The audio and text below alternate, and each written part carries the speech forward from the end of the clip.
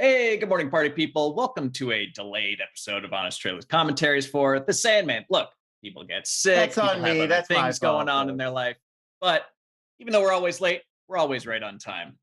Make sense of that. We're talking about The Sandman today, a show that we all enjoyed quite a lot. Get a little nervous when Netflix is adapting something, and much less one of the great graphic novels or comics of all time.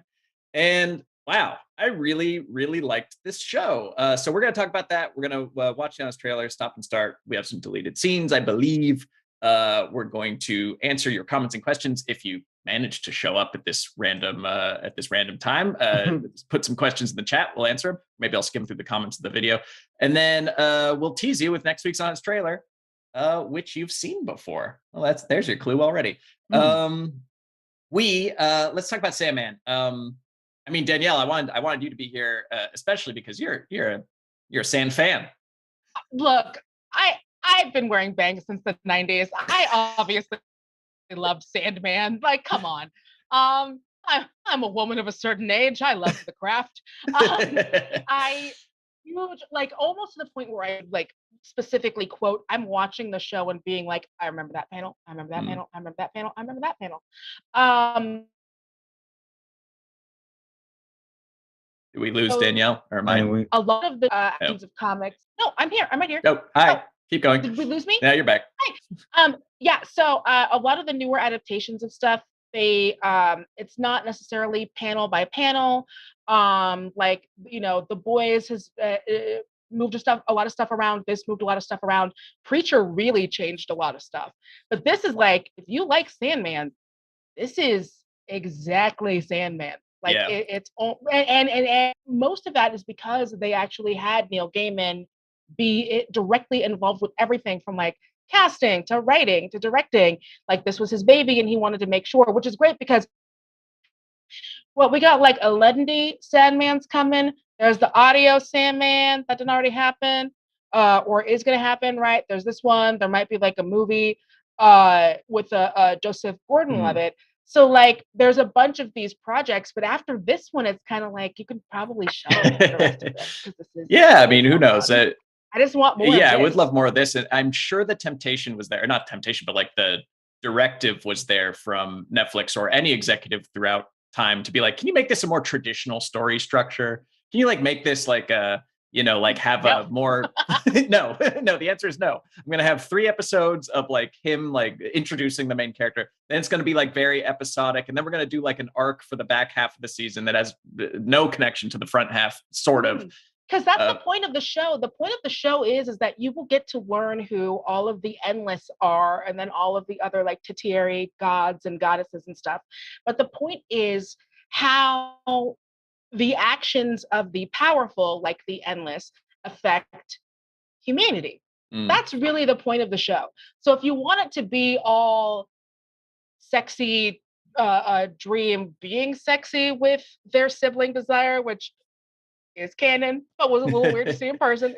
It was a little House of Dragonsy. Y'all done got us too used to the incest. But if that was what you wanted more of, that's not really what the series is. You're going to get some of it, but most of it is like, hey, we are just pawns on this chessboard. So how does what is happening on the chessboard affect the pawns? That's what Sandman has always been. And then that was a lot of what made Preacher so great that I feel like the TV show kind of got away from. Was a lot of that was also like, hey, in this huge series of gods and monsters and other things, how does that affect the people around it? And you didn't get to see as much on the TV show. So I like that they kept with that structure. And I like the little hints of stuff where I'm like, y'all don't know this, but Barbie's awesome, and I can't wait for you to see more of her. Yeah. These little like hints of things. Yeah. Lon, what's your take? I liked it a lot. I also liked it a lot. I did read Sandman back in the day, but I don't remember it quite so vividly. Like, it's like, oh right, like things would happen. I'd be like, oh yeah, I remember that guy. Sure. He didn't have bangs. I get it. Yeah, it was. I liked it, but it hasn't like stuck in the front part of my brain quite so crisply. I will say it does. As much as I enjoyed it, having this show on at the same time as a few other shows like House of the Dragon, like a Rings of Power, or what have you, you really notice the like Netflix look on this thing. And there are things they did visually with this that I kind of like they're using those vintage cameras with weird lenses, so it looks kind of stretched out, and that bothered a lot of people. I kind of liked it. I thought it did give it kind of a surreal, otherworldly sort of look. But there's a lot of like, here are your three characters in the foreground, and there's a rock next to them, and then it's an animated backdrop that's very detailed and you know, glamorous and like expensive looking behind them. But it doesn't necessarily look like all of these elements are sharing the same space. Yeah. Like this show definitely has that, like, there's two characters in a huge field a lot. Like there was a lot of scenes in a huge field. And it's like, I agree. I'm getting sick of that look. I agree. I think that they did it. Sorry, the huge field has a name, first of all. That's well, this one, the huge field does have a name. But like, it's got even like, I don't want to harp. Everybody's harping on this movie. I don't mean to pile on, but like Thor: Love and Thunder, it's got a little bit of that, like walking through God City, and it's like, well, I know Chris Hemsworth and Natalie Portman are walking somewhere, but it's a green strip in a green room, and like there's a lot of that. There's a lot of like Lucienne and Dream are obviously in a little box, and I'm pretending that they're in a huge environment. They're standing outside the gates of hell or whatever. I don't know. The illusion is sometimes lost, I think, in this one.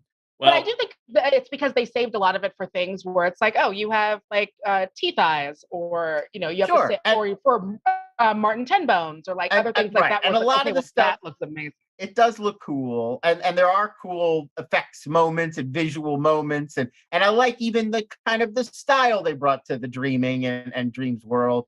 I don't know. I noticed that now. I'm sort of hyper aware because of all the Netflix shows, all the Disney Plus shows that are trying to pull this game on us. And it's like, well, you know, I don't expect all of them to fly to New Zealand and spend $100 billion per episode. But like, you know, if you're doing the Sandman, you got to make me really believe we're in the Dreaming. At least go to Atlanta. Like, you know, talk to Tyler Perry, but not about wigs. Tyler Perry's probably got a Dreaming studio somewhere. You know he does. It's right next to his White House. He's got a dream pod, for sure. Come on. All right, let's watch Yaz trailer for Sandman. Then we'll have a little treat.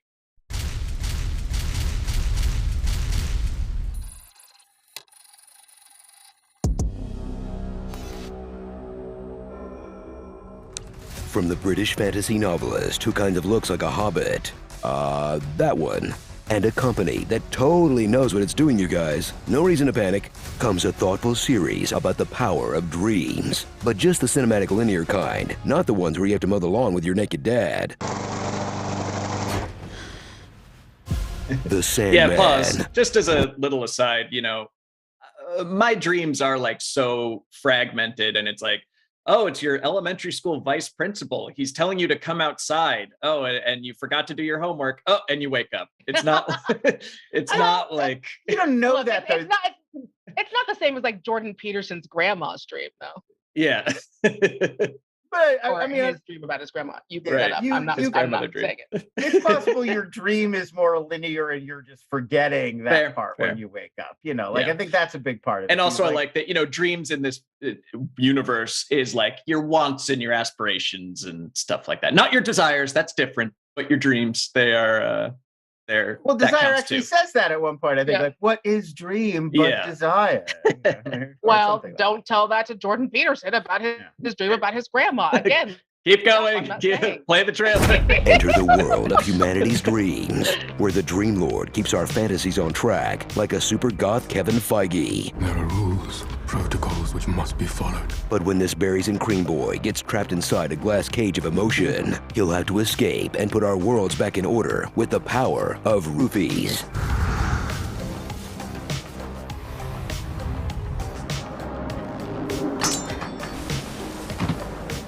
What did you do to me? In this relatable fantasy, where the real nightmare is having to catch up on work while you're out of the office. Oh, gods, I can't deal with this mess right now. Do you know how many dream mails I have in my inbox?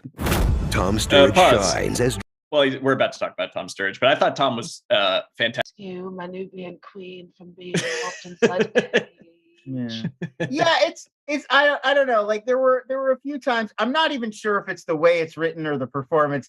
I feel like he's like 5% more human than the Dream in the comics. Like every once in a while, Sturridge is tempted to kind of give us a little like cheeky smile or a little glint in his eye, and I feel like it's a choice. It's a definite like purposeful choice. I don't know how I necessarily felt about it. I feel like maybe that's more of a season 2 thing. Let's watch the Tom Sturridge section. We'll have a little more to say. Dream, as in he's so pale it reflects light. He plays this god like a combo of Roberts, from Smith to Patterson, with a kind of sad boy energy unseen since the golden age of Tumblr. It is as natural to die as it is to be born. We do not choose to be created.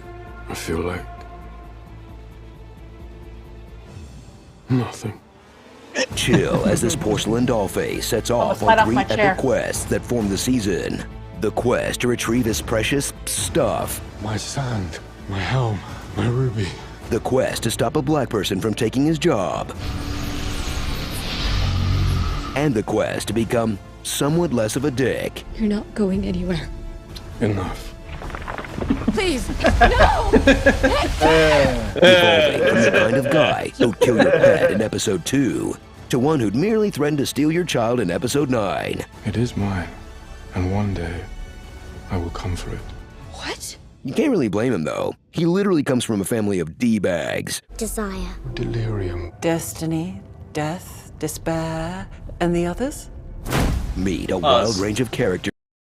Is there like a one that they don't talk about, like Doofus? It's like Destruction? Destruction left. Yeah, Destruction's gone. I know in universe. For a 20, 30-year-old. Sorry, folks, it's Destruction. Yeah, I just wonder, if Gaiman was like, he put all the D words up on a board and was like, no, that's not. Being a dingus isn't someone just shows like, enough. yeah, dingus. Hey guys, I'm at the family reunion too. I'm dingus. Oh, no. I slept on a banana peel and now I'm covered in poop. Like, I would watch. That would be my guy. That's what I would. Yeah. Damn hilarious. There you are. Yeah, a little limiting, but I think he makes it work. Desire, Dream, Dweeb. Dweeb. Hey guys. God of retainers. Yeah. Look, we've all lost ours in a trash can. We've all been there. Yeah. I mean, you gotta respect. Listen, like Neil Gaiman is the kind of guy where they're like, hey, you know that old story about the Sandman, and he comes and blows sand in your face, and that's what makes you go to sleep, and he's the king of dreams. Well, we did a comic about that. And Neil Gaiman is like, with that little germ of an idea, came up with this crazy, sprawling, every mythology from everywhere in the world is true, and it all coexists. And it's just like the mind.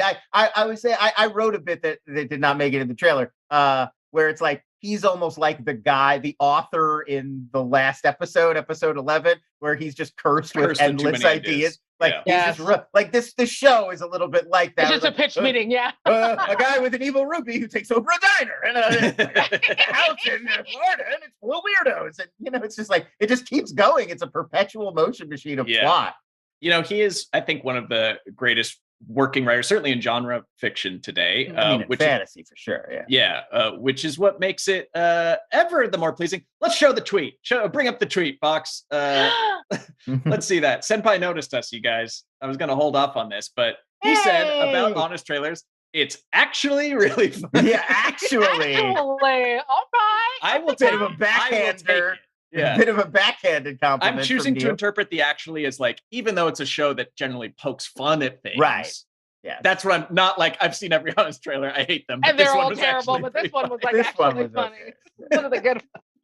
Well, this is huge. I mean, this to me, like that made my day because, like Danielle, I was reading Sandman in the late 90s, early 2000s, whatever it was out. And it was great. So that's huge. Now, if Alan Moore now I need Alan Moore to pen me a scroll that says, Alan Moore is going to send you a raven that just says, stop talking about Alan Moore. It's going to be what happens. You didn't understand FIFA Vendetta at all, mate. Yeah, Give it up. And then the snake's gonna Top bite 10 me. ABC Comics was really good. Alan Moore. It's funny how our standards always rise. So we got Game, and then it's like, all right, what's next? Alan Moore needs to induct me into his snake cult. But no, that was very awesome to read. So he's actually a really good writer, I think. He's I want George R. R. Martin to write us into Westerns. He's actually one of my favorite writers. That's weird. Actually, I'm hoping he saw my name. That's all I want. All right, let's keep going.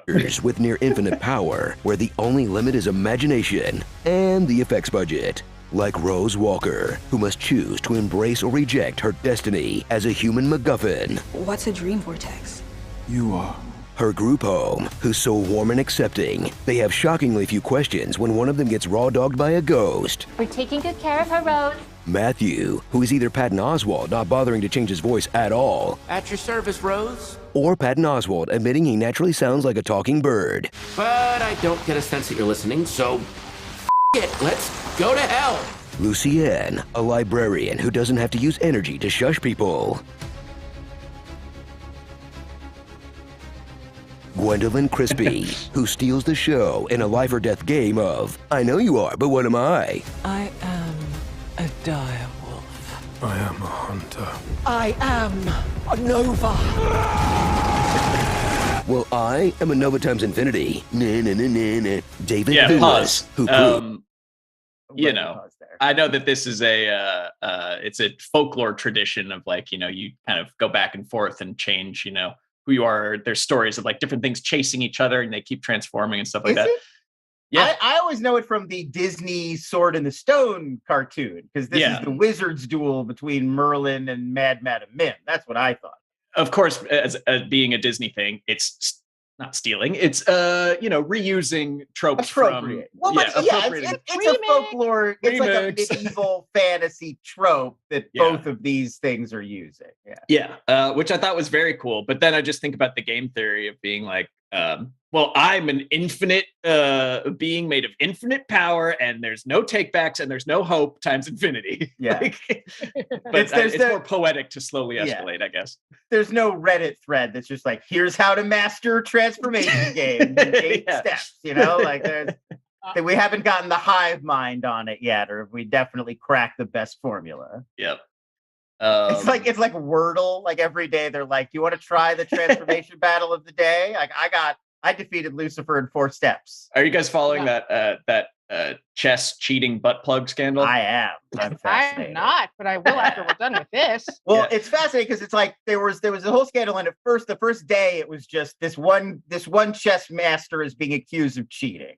And a few other chess masters were like, I don't want to play against that guy because he's a cheater. And then the question became, well, how do you really cheat? They were playing in person. Like you can't it's like you could have a bishop up your You could have like an earpiece, but they didn't have they don't have and they're checking for that. So I'm gonna need you to get to the butt plug.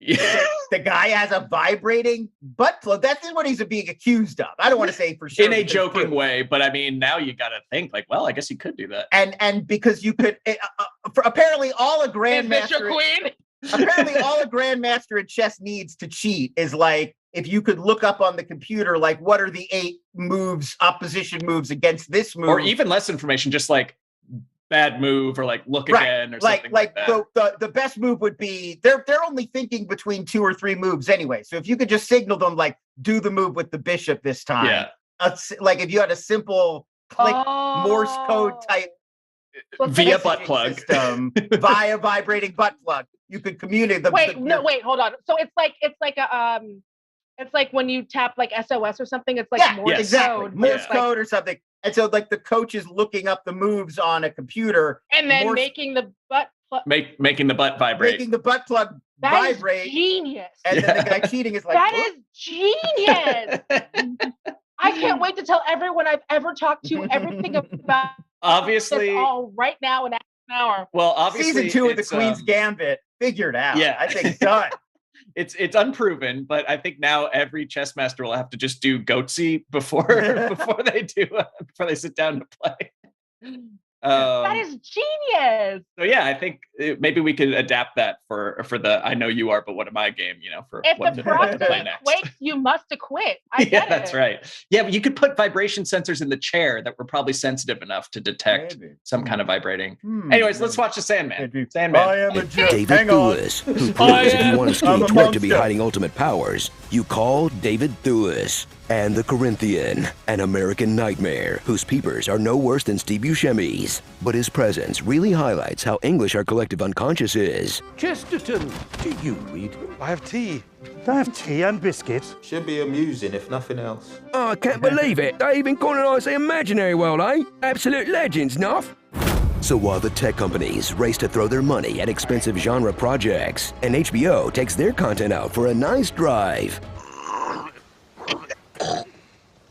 Netflix is hanging in there, baby, with a faithful $160 million adaptation of one of the greatest comics ever. And it's actually pretty good. See, this is what happens when creators own their own characters. You know DC would have given it to David Ayer and Jared Leto in 2008. Yeah, pause. Starring... So I don't know the exact legal arrangement that Gaiman has with DC, but I know he's talked about scuttling lots and lots of projects before that. So he at least has some kind of veto, or DC is scared to make it without his approval, where it's like, yeah, the guy who made the comic has a say in how you're going to make the TV show. Right. That's why it's probably good. Going back to like Alan Moore, I know that a lot of the reason why they are able to make adaptations is because he credited his artists as co-creators, and so they are able to make the decisions to be like, yeah, like that's why you get a Watchmen. And I feel like some of these other Neil has like maintained a probably more sociable and open relationship with DC Comics. I'm just speculating, and Alan Moore's like, no, I don't want to. Yeah, well, to Neil you. Gaiman likes a good adaptation. He believes a good adaptation is possible. Alan Moore does not want any of his stuff adapted, unless, I mean, I guess if you speak it into a cauldron, maybe he'll show up. I'm not sure how that works. I think it involves like a jade ring. I don't know. Like he said pretty specifically, like he's designing these things for comics. He doesn't feel like they're designed to work for other. He's just very negative about the idea of adapting comics into films and TV shows. Tom Strong is meant to be a television. Anyway, I guess. and I don't think he's ever gonna like one. Whereas Neil Gaiman, if it's done right, he's like, Coraline, great, good job, guys. So yeah, I think he's easier to bring along on these things. I have this idea to do a TikTok account that's just adaptation of Jerusalem. So we've got 1,200 pages to go through, starting now. All right, let's keep going. Morris Lee, Walker, Vortex Ranger, A Chew to a Kill, Patton Oswald, Alfred, Inferno Wild Wings, Hocus, oh my God, this is Halloween, Spirit Halloween. I want you to haunt me. The Exorcist, a literal field of dreams. And your average adult Disney fan. Oh, pause on Little that. Emos. So I'm not going to call him out by name, but there was a comment that I thought was hilarious. Yeah, like we're so in the can for Disney that we're How is that a compliment? They said you guys have sold out to Disney so badly, even the fan baiting made it into the honest trailer. So to make it clear, we're calling adult Disney fans child murderers in that joke. The implication is that guy is a child murderer. Which is literally his character. That hat is supposed to be, they couldn't do it because it's supposed to be mouse ears, guys. That's why the hat looks like that. It's supposed to be mouse ears. Yep. So spot on. Unless they're doing a Disney goof, fan. in which case, well done. You goofed me. You goofed the goofer. You goofed the I goofer. noticed you. Yeah, there you go. All right, keep going. Little Emos, Adventures in Slumberland. I was really proud of it. This is actually the ideal male friendship. A dude you catch up with at a bar once every 100 years. Well, there you go. That was something that this show has that I couldn't figure out how to work in, but it's like there's so many just great one-off stories and one-off weird moments like that whole arc with that guy and the diner episode, although that's tied into like getting the ruby back. But yeah, I wish that this could just be an episodic, like here's the dream of the week show. I would watch 100 episodes of that. If you go to the diner episode, remember Rose is on the phone with someone at the diner. So like all of these things do very subtly connect. Yeah, I wasn't crazy about that. Oh, I love that. I felt like that. Yeah, I don't. It felt. I don't know. It felt kind of like in the comics. I think you could get away with it a little more. In this, it feels kind of like they're trying artificially to make it feel like a season sometimes. Like it's like the Corinthian is the season long villain. No, they arc, did. They sprinkled in a bunch of Corinthians to be like, hey, he's gonna be the bad guy. Right, and it's like it works okay. I don't think you can really avoid the episodic nature of this story. It just is. He's a timeless god. He's not. He doesn't have all of his adventures with the same three people. That wouldn't even make sense. It's not Doctor Who.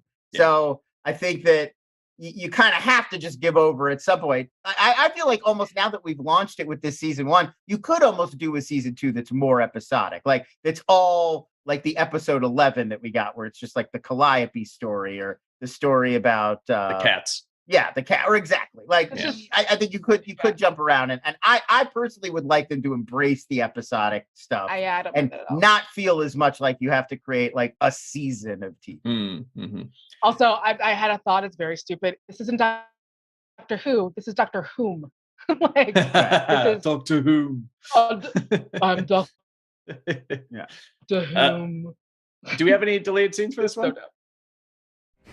Starring. There we go. Dark Helmet, I Zombie. Feast your eyes on this. Flapatooey, Booksmart, Smithers, Big Red, Keanu. You snooze, you lose. Requiem for a Dream. Nightmare on Realm Street. Is that a Kevin? There you go. Nicely done. All right, let's hop into questions as soon as we say thank you for watching, like, and subscribe. All right. Question from Reynard City Update Channel. I do think the show is the visual equivalent of a rich pudding. I could only handle a couple episodes at a time. Yeah, I do think that rich pudding. This is something that Netflix could have done weekly, or 2 or 3 at a time, and I think it would have served it just fine, and it probably would have had more legs and been talked about more and had given more people a chance to catch up, because like it's wild that they just do these things and dump them, and it's just like a cultural blip, all this Netflix stuff. And I think that there's no reason why they can't parse these out, even multiple episodes at a time, but like more than just dumping the entire season online. Yeah, it's weird that we treat it. We're treating it like this binary. There's binging, you release it all at once, or there's episodic, you release an episode a week, and it's like an old TV show. And it's like they're streaming platform. They can do whatever the hell they want. They're beholden to no one and nothing. I've been thinking this about Andor too, because Andor, it's a 12-episode season, but at this point you can obviously tell they've been written in 3-episode clusters. So it's like a 3-episode arc, a 3-episode arc, a 3-episode arc. It's 4 episodes. It's just then those episodes are further subdivided. It would be like if you took a season of Sherlock and cut each of the episodes into like 3 parts. Like, why? Just release a movie length episode, and there's 4 of them. And then this one, I feel the same way. It's like release the Gem Helm, arc, release the few individual episodes on their own, and then release the Rose Walker arc as its own thing. And like that's how the show is designed. Why not just release it that way? Yeah, I'd do that. Great. Yeah, I mean, that would have made total, like if you released a bunch of episodes, like the first 4 in a chunk, given us 2 weeks with them, then release the episode with, him and Death, the going through history as a standalone thing to tide us over. And then the Rose Walker arc, it would have felt more, like natural. Like this is how you're supposed to watch this. Yeah. Mm-hmm. Question from Matan Valensky. How different would the Lucifer scenes have been if it was Tom Ellis instead of Gwendolyn Christie? Tom Ellis is the guy who plays Lucifer on Lucifer, show, which I guess is a Neil. It's the same Lucifer. It's based Lucifer on Neil Gaiman. Yeah. They hate because John Constantine, the CW John Constantine, hangs out with that Lucifer like all the time. Yeah. Gosh, I need to apologize, or at least give Lucifer a chance, because I did not know Neil was involved. But when I heard that there was a procedural about the devil goes to LA and becomes a homicide detective, I thought that sounded like just the cheesiest thing I've ever heard of. But it is. Yeah. It is cheesy. But I like it. Yeah, in a fun way. But all right. It really is like, no lie, it is like what if a like a Law and Order show was happening in a Neil Gaiman universe. Like that is the formula. Like it really is a procedural. They're playing by NCIS rules. It's just in a Neil Gaiman world. Yeah. And Tom it's like that smarmy protagonist person who just also happens to be the devil. Yeah. Yeah. But it's also like, what if the devil was right? You know, it's also like, what if God Daddy bad, devil good? Ooh, he loves kids. Things are a little twisted down here. We're going our own way, folks. We're, you know. All right, finally, Raynard City Update channel with the hard-hitting final question. What's the best film with sand in it? I mean, let's say like where sand features fairly prominently. You could go like my head immediately goes to Lawrence of Arabia. Lawrence of Arabia, I think comes up. Dune is a big one. Yeah, sand-wise. Which Dune? Ooh, Dune or Villeneuve Dune. I have a soft spot for Lynch, listen, but just asking. Yeah. I mean, does the original Star Wars count? Spaceballs. Star Wars and Spaceballs. Yes, Both. I thank feel like you. you're on Mikołaj coming in strong. We ain't found shit. We ain't found shit. Home in the desert. I'm Team Mikołaj. I'm going Spaceballs. Can't pick against Spaceballs. There's so many great war films too, you know, set in the desert. Yeah. All right, well, that's it. That we can't do better than that. The next week, I'm very excited. We've never done something like this before, although we have done something very much like this before. That's your clue. And it's a film with, I don't think there's any sand in it. It's a sci-fi film with no sand. Is that fair? Yeah, probably. I think that's fair. I don't think there's any sand. I don't think there's any sand in it. I think you're right. I don't think so. I bet you next time we visit this world, we're gonna see some sand. There you go. All right, that's your clue. We'll see you next week at the regular appointed time, Tuesdays at 11. Back in the office, hopefully, if we're all feeling well. If not, whatever. Thanks for watching. We'll see you then. Bye-bye. Strong.